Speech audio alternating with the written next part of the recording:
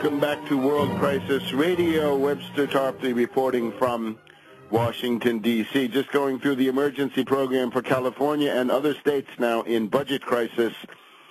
Number one, no layoffs. Restore and maintain vital services at all costs. And remember the Nuremberg precedents for those who violate this.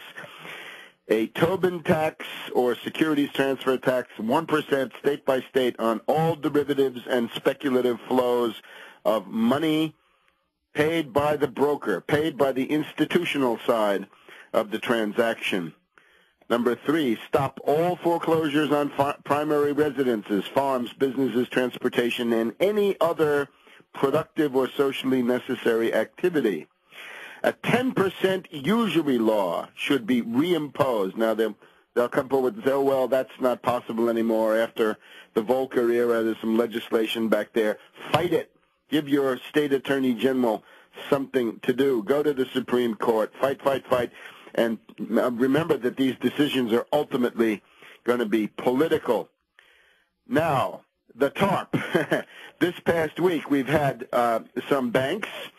J.P. Morgan Chase, we've got Goldman Sachs, we've got Morgan Stanley, American Express, and a few others, right? They have paid back $68 billion of the TARP. That is not all the TARP money that these bums have been given.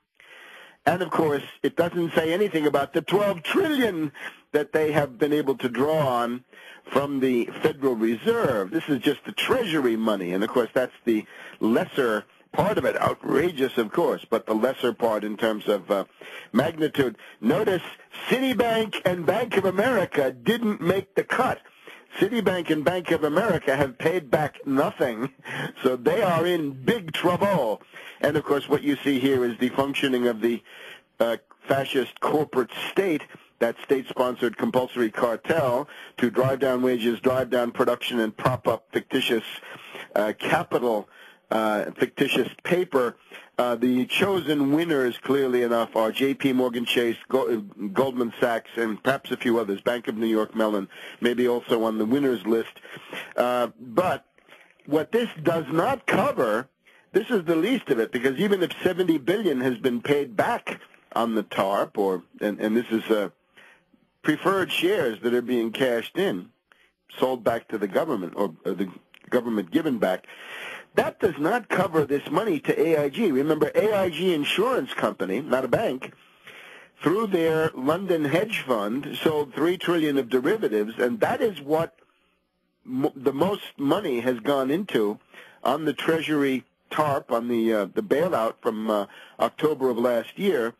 And in particular, Société Générale of France were then paid this money on derivatives contracts by AIG. So AIG gets $200 billion almost from the Treasury, and then proceeds to do the following to wind down derivatives transactions. Société Générale of France gets $12 billion.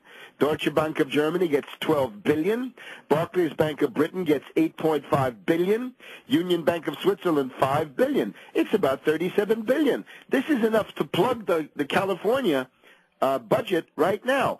Why is it, oh Schwarzenegger, Obama ruling elite, that Société Générale, Deutsche Bank, Barclays Bank, and Union Bank of Switzerland, all foreign zombie bankers, derivatives merchants and hedge fund hyenas, how come they are more important than the survival of the population of California? How can we do this? You got to demand the clawback of that $37 billion and the application of it to the budget deficits of the states. So time to impeach Geithner in particular, right? A big state like California with Pelosi and Feinstein and Boxer and Waxman and all those influential members of Congress. Impeach Geithner. Get him out. He transferred $37 billion to AIG and then on to the foreign banks. You can probably impeach Bernanke on that same thing. And, of course, Bernanke should disgorge his papers. Why doesn't Jerry Brown of California start seizing the assets of Société Générale, Deutsche Bank, Barclays, and UBS, to call public attention to this and to begin clawing back some of these funds. So there's another possibility. Now, generally speaking, what we need, as we've talked about in the past, if you can nationalize the Federal Reserve all at once, that's good. What you can do, though, is nationalize it step by step.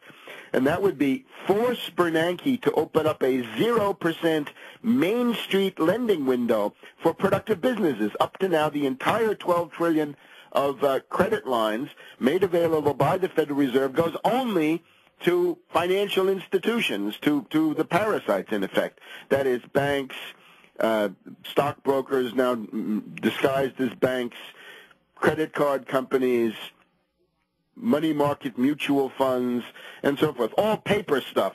There's no money from the Federal Reserve for production, nothing for auto, nothing for Silicon Valley, nothing for biotech, nothing for agriculture, nothing for anybody. And, of course, all these companies that are going bankrupt are going bankrupt because the banks refuse to lend. So, therefore, you have your own bank. Nationalize the Federal Reserve, open up a 0% emergency Main Street lending window, and force the Fed to rediscount commercial paper from local businesses that have been submitted in through the regional and local banking system. Now, that would be the way to restart lending. You want to restart lending? Restart lending. Don't say that you're giving money to zombie bankers and hope that they restart lending. That's obviously ridiculous. So, another point, the seventh point, every state has got to come up with a big project of infrastructure. I would say these can be limited because what you really want is a pilot project here. The really big money is going to come from the federal government and indeed from the nationalized Federal Reserve in the form of loans. But if you look at California, it's a natural. A magnetic levitation railway, a maglev, high-speed rail, modern high-speed rail from south to north. So start at San Diego, Los Angeles, San Francisco, up on towards Portland and Seattle, and of course the southern extension of the thing goes towards Mexico City and on to Latin America. Now, these are super speed railways. This is more than 300 miles an hour. This is not steel wheel on steel rail. This is everything floating on a magnetic cushion. The Chinese and the Japanese have them. The Germans can build them. The U.S. is nowhere, as usual. We're back here with windmills and with bridges that fall down. This is now the junkyard and rubble field of the post-industrial society, a mockery, an obscene joke by Obama and his Malthusian controllers. So how could California do this? Well, one way is issue some bonds, get the money in.